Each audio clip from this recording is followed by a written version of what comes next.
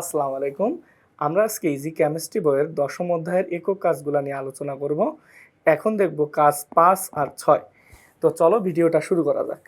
5 কাজ আর 6-এর 5 নম্বরে যেটা আছে, কপার নিষ্কাশনের সময় উপজাত গ্যাস পরিবেশ কি ক্ষতি করবে? এই ক্ষতি অ্যাসিড বৃষ্টি থেকে পরিত্রাণের উপায় ব্যাখ্যা করতে হবে। মানে ক্ষতিটা কি? অ্যাসিড বৃষ্টি।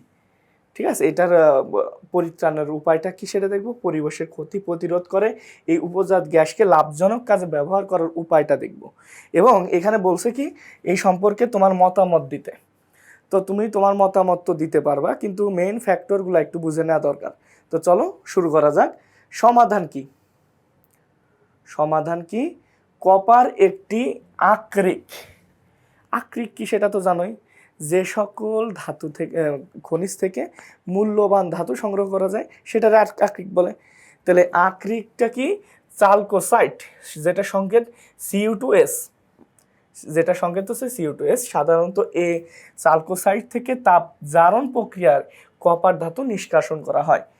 এই যে Cu2S, এটা কি? চালকোসাইট। চালকোসাইটকে অক্সিজেনের সাহায্যে বিক্রিয়া করে কপার আর সালফেট গ্যাসটাকে আলাদা করা হয়। এই যে সালফেট গ্যাসটা, এটাই অ্যাসিড বৃষ্টির জন্য দায়ী। কিন্তু দেখা যাক, পরবর্তীতে আমরা দেখতে থাকি।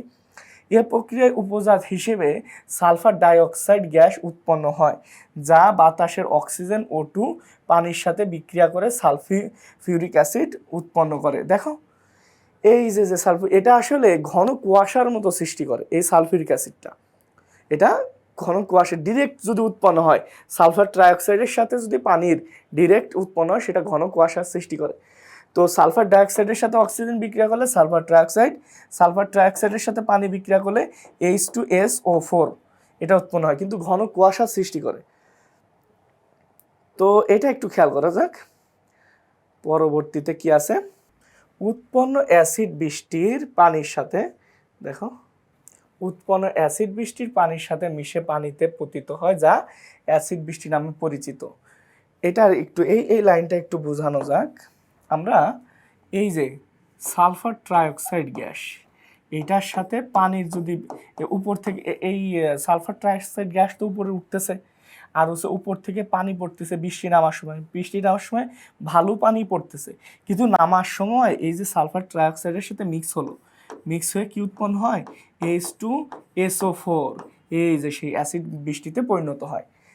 তো এই অ্যাসিড বৃষ্টির ফলে মাটি অম্লীয় হয়ে যায়। কি হয়ে যায়? মাটি অম্লীয় হয়ে যায়। ফলে মাটি অনুর্বর হয়ে ফসল অনুপযোগী হয়ে যায়, ফসল উৎপাদন করা যায় না।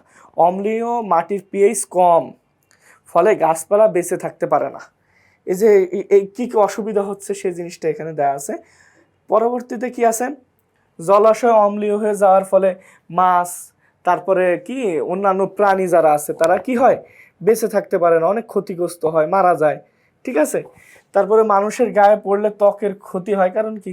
মানুষের ত্বকের যে পিএইচটা, ওইটা যদি মেনটেন না করে অন্য পানি লাগাও, তাহলে সেটা কি হবে? ত্বকের ক্ষতি হবে।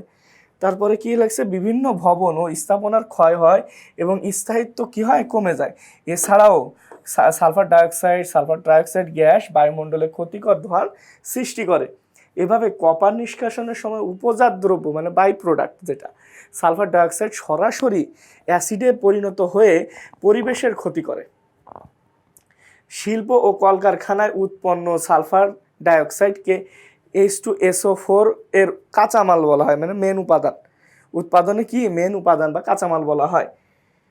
ধাতু নিষ্কাশনের সময় সালফার ডাইঅক্সাইড সহ অন্যান্য অ্যাসিডিক অক্সাইডকে পরিবেশে মুক্ত হতে না দেওয়া, এটার কাজ। আর একটা কি? শিল্প কলকারখানায় উৎপন্ন সালফার ডাইঅক্সাইড এবং H2SO4 উৎপাদনে কাঁচামাল হিসেবে সংরক্ষণ করে রাখা। ঠিক আছে। কিভাবে পরিত্রাণ পাওয়া যায়? এভাবে পরিত্রাণ পাওয়া যায়। একটু দেখো,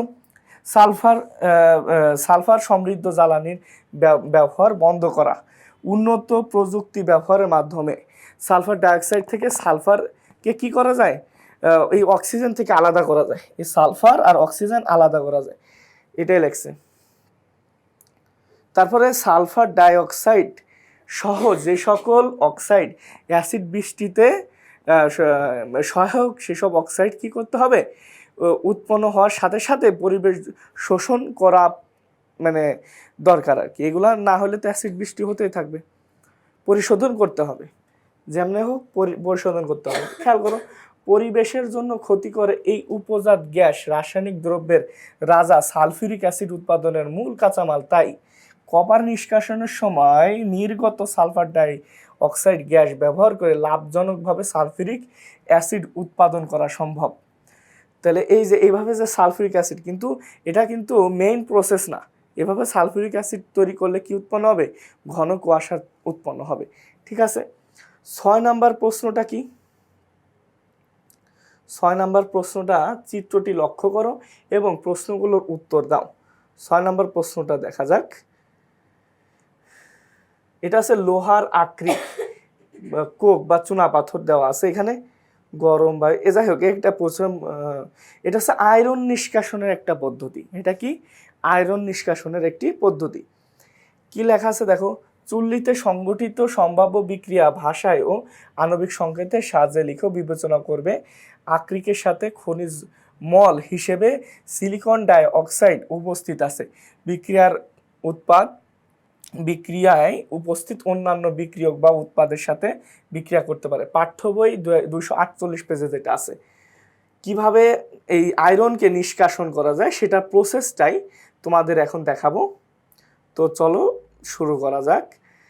চিত্রে প্রদর্শিত চুল্লিটি বাত্তা চুল্লি। এটা খুব গুরুত্বপূর্ণ, যে বাত্তা চুল্লির বিক্রিয়া। বাত্তা চুল্লির সাহায্যে আয়রন ধাতু নিষ্কাশন করা হয়। আয়রনের আকরিক থেকে নিষ্কাশনের সময় যে বাত্তা চুল্লির বিভিন্ন প্রক্রিয়া সংগঠিত হয় সেগুলো এখন নিয়ে আলোচনা করব। ঠিক আছে, সমীকরণ সহ আলোচনা করব।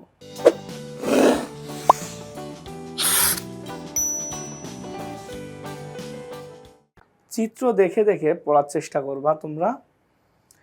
এই যে প্রথমে কি আছে, এই যে চুল্লির মুখে কোকের বা মানে কার্বনের সাথে উৎপন্ন বাতাসের অক্সিজেন বিক্রিয়া করে কার্বন ডাইঅক্সাইড উৎপন্ন করে, যা অধিক কোকের বা সাথে বিক্রিয়া করে কার্বন মনোঅক্সাইড উৎপন্ন করে। তো কার্বনের সাথে অক্সিজেন বিক্রিয়া করলে কার্বন ডাইঅক্সাইডের সাথে কার্বন বিক্রিয়া করলে কার্বন মনোঅক্সাইড। চুল্লির উপরের অংশ প্রায় 400 থেকে 900 ডিগ্রি সেলসিয়াস তাপমাত্রায় আয়রন অক্সাইডের সাথে কার্বন মনোঅক্সাইড বিক্রিয়া করে মুক্ত আয়রন ধাতু উৎপন্ন করে। কার্বন, এই যে এটা হচ্ছে আয়রনের সাথে কার্বন মনোঅক্সাইড বিক্রিয়া করে Fe3O4 এবং কার্বন ডাইঅক্সাইড উৎপন্ন হয়। Fe3O4 কার্বন মনোঅক্সাইডের সাথে বিক্রিয়া করে এই যে Fe বা আয়রন পাওয়া যায়। চুল্লির মধ্যভাগে এই যে 900 ডিগ্রি সেলসিয়াস তাপমাত্রায় কি করা হয়, ক্যালসিয়াম কার্বনেট বিয়োজিত হয়ে ক্যালসিয়াম অক্সাইড ও কার্বন ডাইঅক্সাইড তৈরি করে। উৎপন্ন ক্যালসিয়াম অক্সাইড সিলিকন ডাইঅক্সাইডের সাথে বিক্রিয়া করে ক্যালসিয়াম সিলিকেট ধাতুমল উৎপন্ন করে। ক্যালসিয়াম কার্বনেট এটাকে ভাঙলে ক্যালসিয়াম অক্সাইড আর কার্বন ডাইঅক্সাইড উৎপন্ন হয়। ক্যালসিয়াম অক্সাইডের সাথে সিলিকন ডাইঅক্সাইডের বিক্রিয়া করলে ক্যালসিয়াম ধাতুমল যেটা CaSiO3 উৎপন্ন হয়। বিক্রিয়ায় প্রদত্ত Fe2O3 আয়রনের কোনো আকরিক নয়, যেটা থেকে মূল্যবান ধাতুর যে সংগ্রহ করা যাবে, এটা কোনো আকরিক নয়।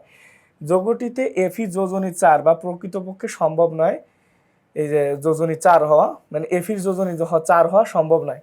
আয়রনের Fe স্থিতিশীল যোজনী হচ্ছে 2 আর 3। সুতরাং বিক্রিয়াটি ভুল। আবার বাত্তা চুল্লিতে আয়রন নিষ্কাশনের সময় প্রকৃতপক্ষে বিক্রিয়াসমূহ পাঠ্য বইয়ের প্রদত্ত বিক্রিয়ার অনুরূপ নয়।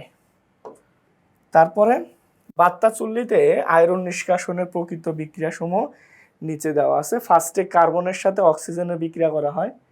তারপরে হচ্ছে কার্বন ডাইঅক্সাইডের সাথে, এই যে কার্বন ডাইঅক্সাইড উৎপন্ন হয়, এর সাথে আবার কার্বন যোগ করে কার্বন মনোঅক্সাইডে পরিণত করা হয়। এরপরে চুল্লির উপরের অংশে যে বিক্রিয়াটা করা হয় Fe2O3 সাথে ফেরাস অক্সাইডের সাথে কার্বন মনোঅক্সাইডের বিক্রিয়া Fe3O4 আর কার্বন ডাইঅক্সাইড উৎপন্ন করা হয়। এটাকে আবার ভাঙে কার্বন মনোঅক্সাইডের সাথে Fe করা হয়। মেন টার্গেট হচ্ছে আমাদের আয়রনটাকে কি করা, আলাদা করা। এই যে মধ্যভাগের বিক্রিয়াগুলা দেওয়া আছে, চুল্লির নিচের অংশের যে বিক্রিয়া সেটা দেওয়া আছে 1300 থেকে 1400 ডিগ্রি সেলসিয়াস তাপমাত্রায় গলিত লোহা বা ধাতুমল এত গিয়ে পৃথকভাবে জমা হয়। ঠিক আছে, ক্যালসিয়াম ফসফেট এটাকে ভাঙলে ক্যালসিয়াম অক্সাইড আর PbO3 উৎপন্ন হয়। এই প্রসেসগুলো সুন্দরভাবে দেওয়া আছে। এইটাকে আবার ভাঙতে হবে। PbO3 5টা কার্বনের সাথে এই যে ফসফরাসটা আলাদা হয়ে যায় আর কার্বন মনোঅক্সাইড গ্যাসটা আলাদা হয়ে যায়। ম্যাগনেসিয়াম অক্সাইড এটার সাথে কার্বনের সাথে বিক্রিয়া আবার এই যে Mn আলাদা হয়। মেন কথা ধাতুগুলোকে আলাদা করা হয়। তারপরে এই সিলিকনের সাথে আবার এটা বিক্রিয়ায় কার্বনের বিক্রিয়ায় কি উৎপন্ন করা হয়, সিলিকন আলাদা করা হয়। ম্যাঙ্গানিজ অক্সাইডের সাথে কার্বন বিক্রিয়া করে Mn আলাদা করা হয়। ম্যাঙ্গানিজ গ্যাস ধাতুটা কি হয়, আলাদা করা হয়। উৎপন্ন ফসফরাস ম্যাঙ্গাজ এই সিলিকন কার্বন গলিত লৌহ দ্বারা শোধিত হয়। তো এই যে এটাই ছিল হচ্ছে তোমার এই কার্বন নিষ্কাশনের পদ্ধতি, আয়রন নিষ্কাশনের পদ্ধতি। তো আজ এ পর্যন্তই। পরবর্তী পর্বের জন্য স্বাগতম জানাই। আজকের এই অধ্যায়টা শেষ করতেছি। আল্লাহ হাফেজ।